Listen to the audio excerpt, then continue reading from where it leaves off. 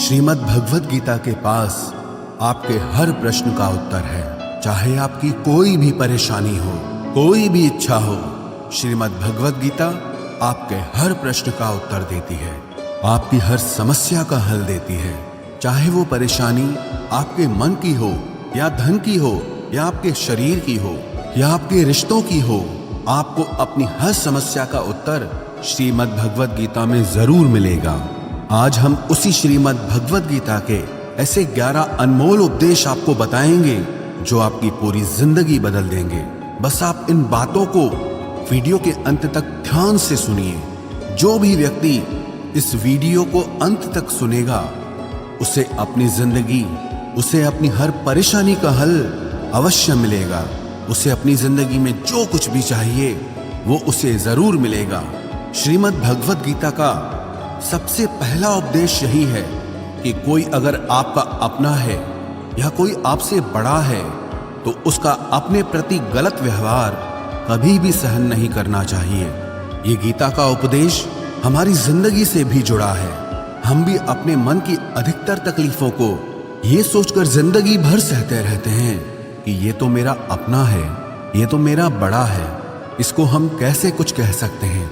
हम अगर नहीं सहेंगे, कुछ कह देंगे तो हमारे रिश्ते ही खराब हो जाएंगे, हमारे रिश्ते ही समाप्त हो जाएंगे। पर सोचने की बात यह है कि उस व्यक्ति को आप अपना कैसे मान सकते हैं जो आपकी तकलीफों की वजह हो। अपना तो वो होता है जो हमारी तकलीफों को दूर कर दे। तो गीता का ये उपदेश है कि किसी को भी अपना फायदा मत उठाने दो, किसी को भी खुद पर जुल्म मत करने दो, क्योंकि आप जितना सहेंगे लोग आपको उतना सहने के लिए और मजबूर करेंगे।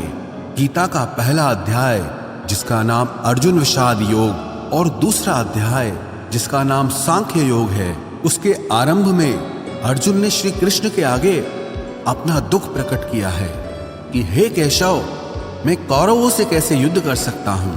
ये सब तो मेरे अपने ही हैं। मैं कैसे भीष्म पितामह और द्रोणाचार्य से युद्ध करूंगा, क्योंकि वो दोनों मेरे पूजनीय हैं। इसलिए इन गुरुजनों को मारने से तो अच्छा है मैं भिक्षा के अन्न को खाकर अपने जीवन का गुजारा करूं।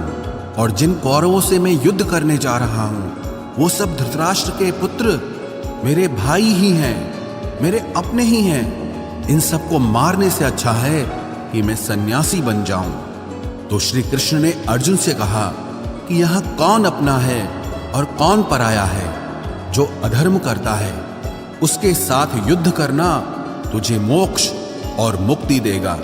तू अपने इस मन के मोह को त्याग दे, नहीं तो सारा जग तेरी निंदा ही करेगा, तुझे डरपोक कहेगा।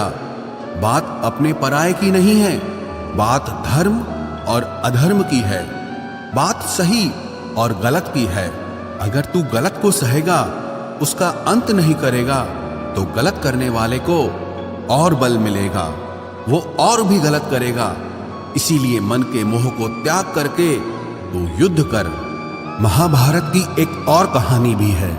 जब अर्जुन के पुत्र अभिमन्यु की युद्ध में मृत्यु हो जाती है तब अर्जुन बहुत दुखी होता है, रोने लगता है। वो श्री कृष्ण से कहने लगा कि मेरा पुत्र अभिमन्यु मर गया है, मैं ये दुख बिल्कुल भी सहन नहीं कर सकता, मैं भी अपने आप को समाप्त कर लूंगा। फिर भगवान श्री कृष्ण उसे आत्माओं के लोक में लेके गए, जहां अभिमन्यु आनंद से बैठा हुआ था, क्योंकि उसने क्षत्रियोचित व्यवहार किया, इसलिए उसे उत्तम पद की प्राप्ति हुई। जब अर्जुन अभिमन्यु के पास रोते रोते पहुंचा, अपने पुत्र को देखकर अर्जुन बहुत प्रसन्न हुआ। उसे गले से लगाकर कहने लगा कि हे पुत्र, तेरे बिना तो मैं जी ही नहीं सकता, मैंने तो अपने जीवन की आशा का ही त्याग कर दिया है। तो अभिमन्यु कहने लगा कि आप कौन हैं?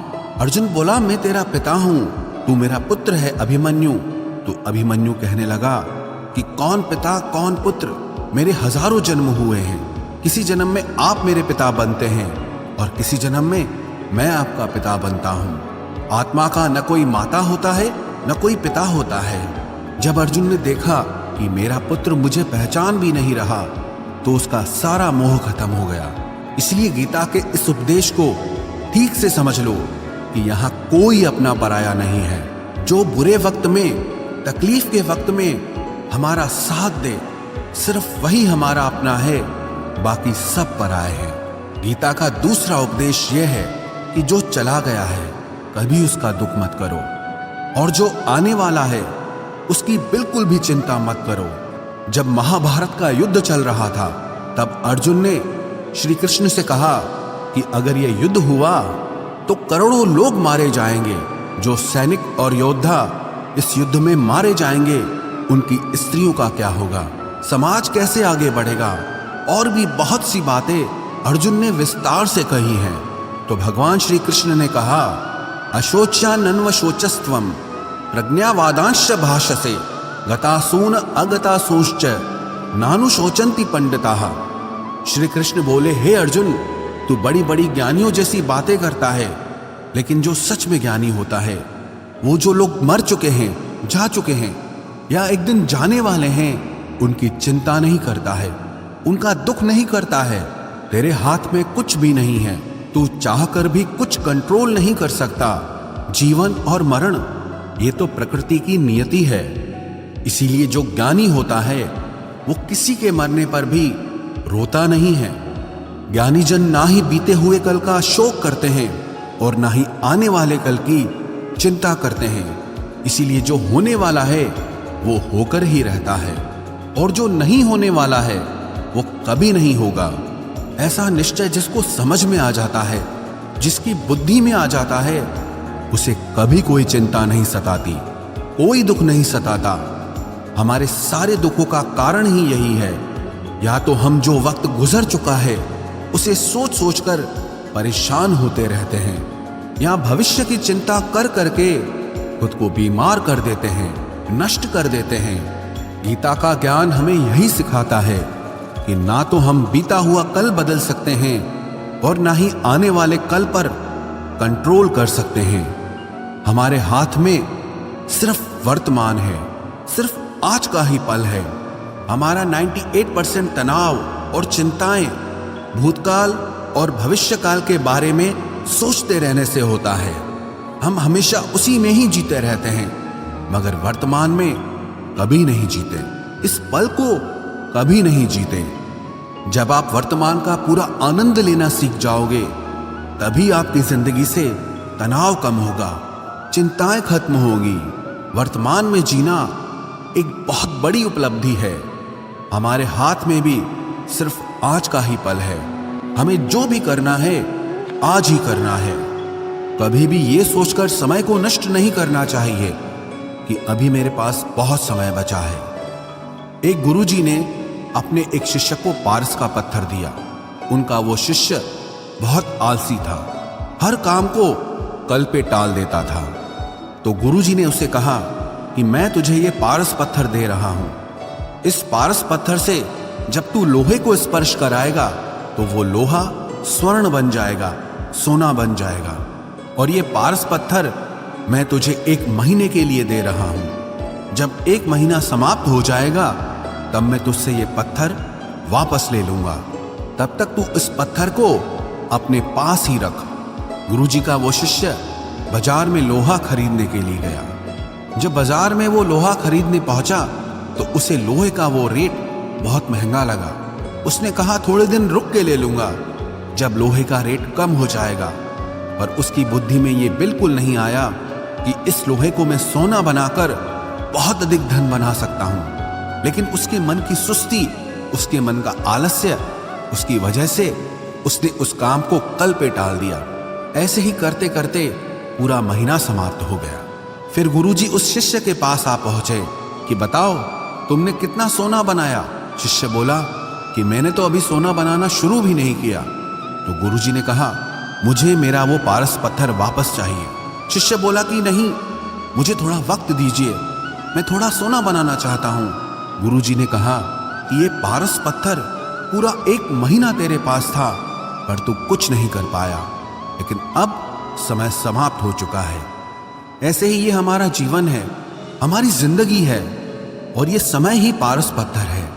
हम समय के एक एक पल से अपने जीवन को सोना बना सकते हैं, लेकिन हमें ये लगता है कि हमारे पास बहुत समय बचा है, एक दिन जिंदगी को जी लेंगे, एक दिन जिंदगी में खुश हो जाएंगे, लेकिन वो दिन कभी नहीं आता और हम जिंदगी भर भागते रहते हैं, चिंता करते रहते हैं, दुखी होते रहते हैं, लेकिन जिंदगी को जीना, खुश रहना हम भूल जाते हैं।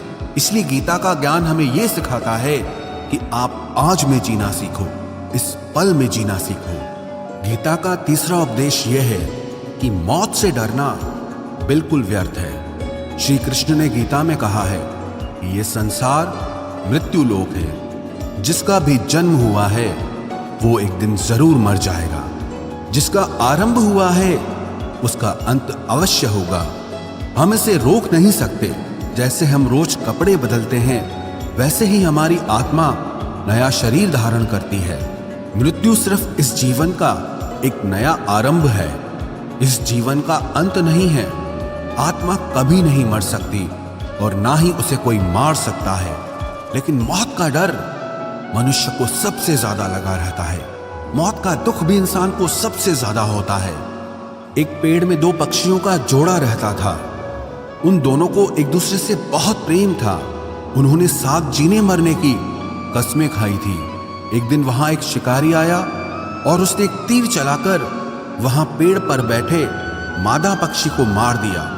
तो वो अकेला नर पक्षी रोने लगा कि मैं तुम्हारे बिना कैसे जी पाऊंगा। तुम्हारी जगह मेरी मृत्यु आ जाती, मेरा जीवन तुमको मिल जाता। वो रो रो के बहुत विलाप करने लगा। इतने में ही उस शिकारी ने दूसरा तीर चलाया और उस नर पक्षी को भी मार दिया। वास्तविकता में ये कहानी हमारी ही है। हम भी रोते रहते हैं जब कोई मरता है तो, लेकिन हमें ये नहीं पता कि एक न एक दिन हमारा भी जीवन समाप्त हो जाएगा।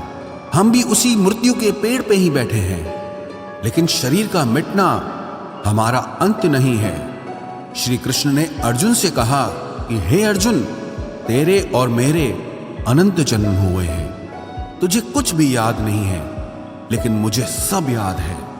जो व्यक्ति इस सत्य को समझ ले कि मैं यहां इस संसार में कुछ समय के लिए आया हूं, उसकी जिंदगी के सारे झगड़े, सारे दुख, सारी चिंताएं ही समाप्त हो जाएंगी। जब इस संसार से जाना ही है तो दुख किस बात का। पहले के जमाने में साधु महात्मा लोग पैदल यात्रा करते थे। यात्रा करते करते वो एक नगर में पहुंचे। वो महात्मा बहुत थक चुके थे। उस नगर में उन्होंने एक महल देखा और उन्होंने उस महल में जाकर विश्राम करने का सोचा और वो महल में जाकर सो गए।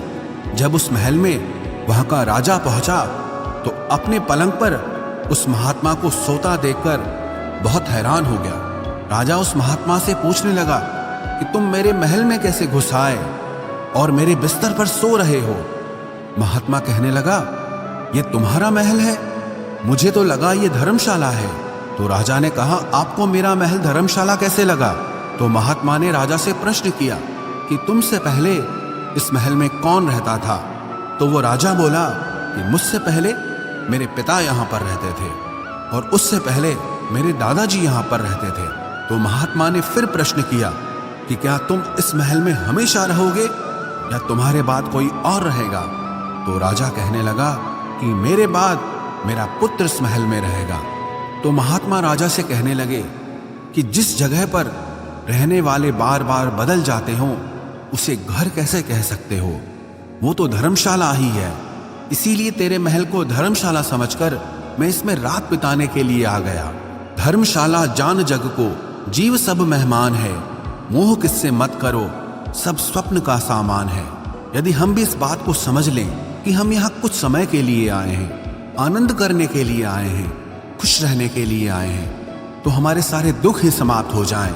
जब हम अपना मोह यहाँ जमा लेते हैं, अपना दावा यहाँ जमा लेते हैं कि ये मेरा है, इसे मैं छोड़ नहीं सकता, इसके बिना मैं जी नहीं सकता, तो हमारा जीवन दुखों से भर जाता है।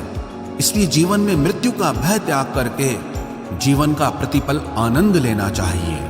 गीता का चौथा उपदेश, मन और विचारों को कंट्रोल किए बिना जीवन में कभी शांति और सुकून मिलने वाला ही नहीं है। अर्जुन ने श्री कृष्ण से कहा कि मेरा मन सही गलत सब कुछ जानता है, फिर भी मेरे विचार और मेरा मन मुझसे कंट्रोल नहीं होता। मैं जो करना चाहता हूं वो कर नहीं पाता हूं। और जो नहीं करना चाहता हूं वो मेरा मन मुझसे जबरदस्ती करवाता है। इसीलिए मैं बेचैन हो गया हूं, मुझे शांति प्राप्त नहीं हो रही। तो श्री कृष्ण ने अर्जुन से कहा, उसके लिए तुझे अपने मन और विचारों से डिटैच होकर अपने मन और विचारों को सही दिशा में ले जाने की प्रैक्टिस करनी होगी, अभ्यास करना होगा। और ये एक दिन का काम नहीं है। जब तक तू अपने मन और विचारों की गुलामी का त्याग नहीं करता, तब तक तुझे जीवन में कभी शांति नहीं मिलेगी। एक राजा था, वो बहुत बेचैन और परेशान रहता था। एक दिन वो अपने गुरुजी के पास गया और उनसे कहने लगा कि मेरा मन बहुत बेचैन है, मैं बहुत परेशान हूं, मैंने पूरे संसार को जीत लिया है, सब कुछ है मेरे पास, पर मैं खुश नहीं हूं, मेरे मन में सुकून नहीं है, शांति नहीं है। तो गुरुजी ने राजा से कहा कि तुम्हारे नगर में अगर कोई ऐसा व्यक्ति है जिसने सुकून को प्राप्त कर लिया है, शांति को प्राप्त कर लिया है, तुम उसका एक बार कुर्ता पहन लो तो तुम्हारे जीवन में भी शांति आ जाएगी। राजा बहुत प्रसन्न हो गया कि ये तो बहुत आसान काम है। वो अपने राजमहल में आया और राजसभा में वो सबसे कहने लगा कि आप लोगों में से जो भी शांत हो चुका हो, जिसे सुकून मिल गया हो, वो अपना कुर्ता मुझे दे दे। वो बदले में जितना भी धन मांगेगा मैं उसे दे दूंगा।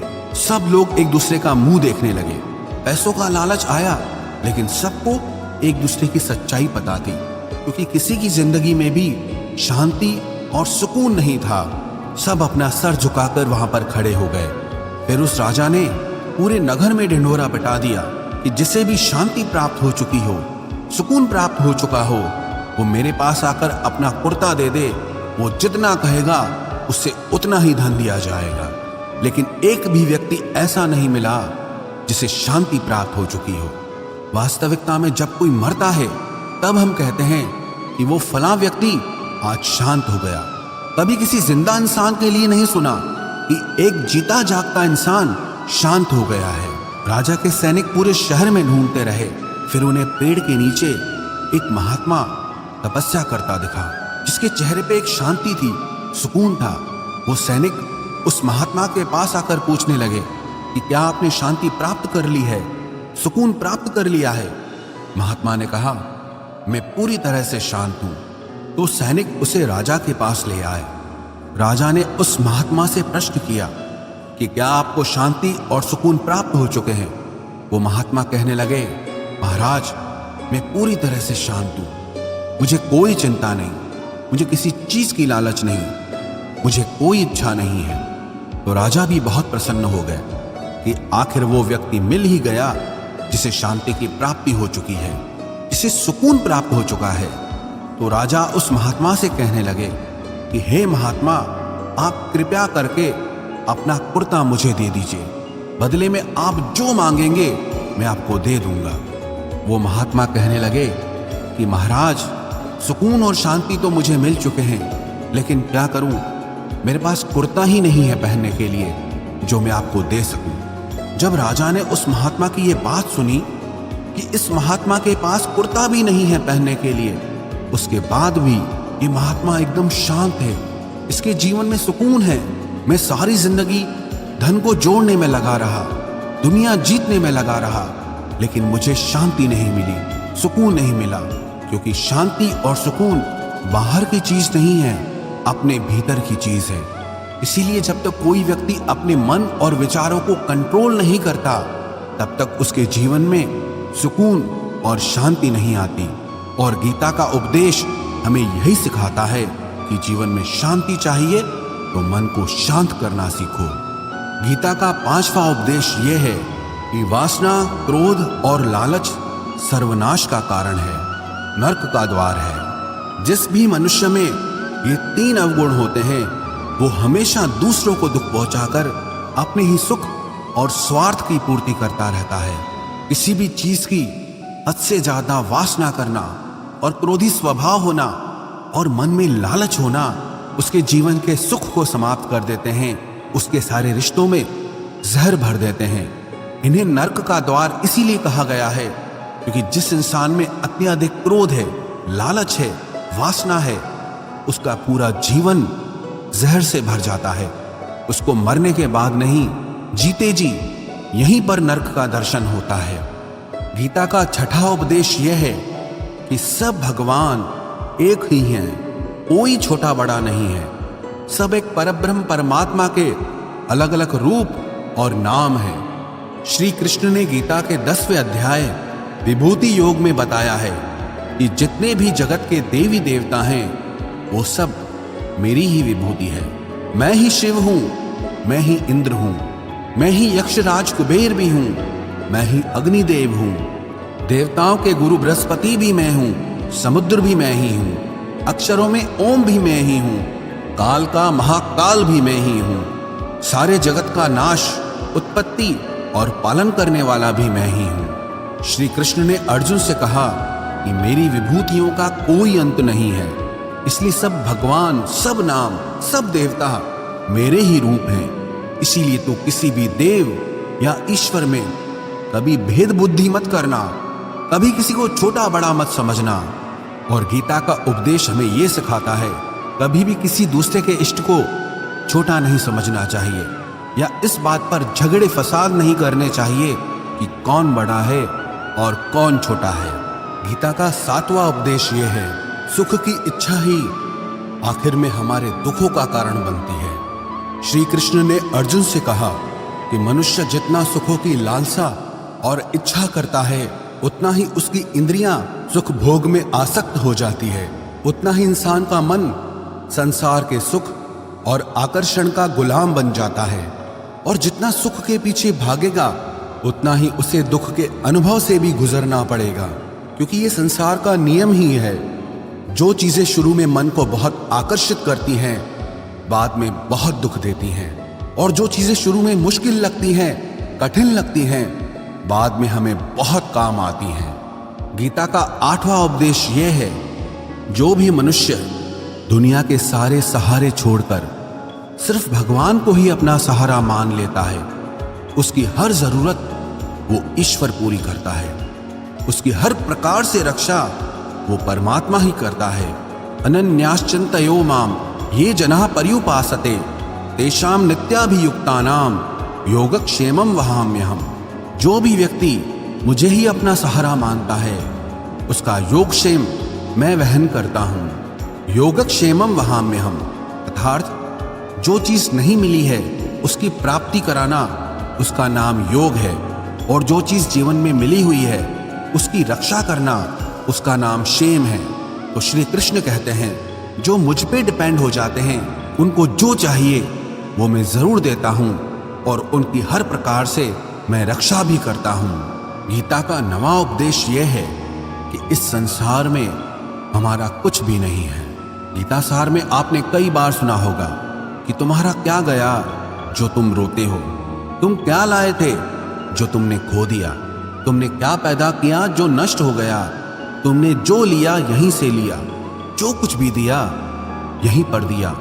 जो आज तुम्हारा है कल किसी और का होगा, क्योंकि परिवर्तन इस संसार का नियम है। कल तक जिसके बिना आप जी नहीं सकते थे आज उनसे कोई रिश्ता ही नहीं है, बातचीत तक नहीं है।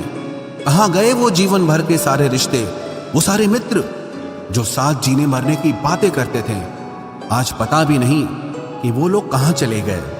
ये संसार परिवर्तनशील है, सब लोग यहाँ बदल जाते हैं, हर रिश्ता बदल जाता है, और तो और ये हमारा शरीर भी हर दिन बदल रहा है।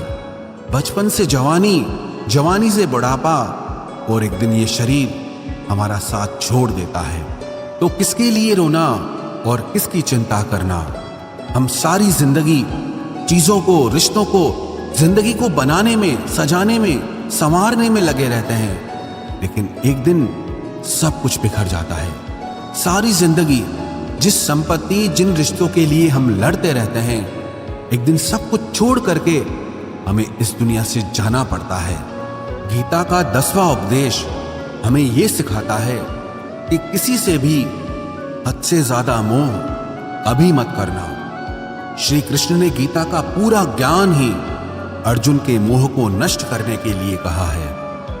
ये मोह ही है जो इंसान को सबसे ज्यादा रुलाता है। मोह इतना बलवान है कि शेर जैसे इंसान को भी गीदड़ बना देता है। जो अर्जुन युद्ध में देवताओं से भी जीत गया, पर अपने रिश्तेदारों को युद्ध में देखकर उसका हाथ कांपने लगा। वो बोला, हे केशव, मेरे हाथ में धनुष पकड़ने की ताकत भी नहीं बची है, मेरे हाथ कांप रहे हैं, मैं युद्ध नहीं कर पाऊंगा। ये मोह इतना पेनफुल होता है जिसकी पीड़ा ना सह पाने के कारण कई लोग अपनी जिंदगी खत्म कर देते हैं, आत्महत्या तक कर लेते हैं कि उस व्यक्ति के बिना हम जी नहीं पाएंगे। जीवन में किसी से भी हद से ज्यादा मोह करोगे तो जीवन भर पीड़ा का ही सामना करना पड़ेगा। जो व्यक्ति अपने मोह से बाहर नहीं आता, उसका सब कुछ उससे छिन जाता है, उसकी सारी खुशी खत्म हो जाती है। इसीलिए गीता का ज्ञान बार बार यही सिखाता है कि अपने मन के मोह को त्याग करके आप बलवान बनो, बुद्धिमान बनो, सत्य के दर्शन करो कि वास्तविकता क्या है। क्योंकि हमारा मोह हमें हमेशा झूठ ही दिखाता है, झूठ पे ही विश्वास दिलाता है और दिल में झूठी उम्मीदें जगाता है। और ये ही हमारे दुखों का सबसे बड़ा कारण है। हम ही मोह कर लेते हैं, हम ही लोगों से उम्मीदें लगा बैठते हैं, पर वास्तविकता बिल्कुल अलग होती है। लोग वैसे नहीं होते जैसे हम मान लेते हैं, जैसा हम समझ लेते हैं, क्योंकि मोह के कारण हमें सच्चाई नहीं दिख पाती, लोगों का असली चेहरा नहीं दिख पाता। इसीलिए गीता का उपदेश हमें यह सिखाता है कि जीवन में अगर आनंद और प्रसन्नता से रहना है तो किसी में भी हद से ज्यादा मोह कभी मत करना। गीता का 11वां उपदेश ये है कि इस दुनिया में अगर आए हो तो दुख तो मिलेगा ही मिलेगा। दुख से कभी घबराना मत, दुख से कभी डरना मत। श्री कृष्ण ने गीता में कहा है कि ये संसार दुखालयम अशाश्वतम है, अर्थात ये संसार दुखों का घर है। जैसे औषधालय में औषधि मिलती है, पुस्तकालय में पुस्तकें मिलती है, चिकित्सालय में चिकित्सा होती है, वैसे इस संसार को भी श्री कृष्ण ने एक नाम दिया है, दुखालय, जहां पर दुख मिलता हो।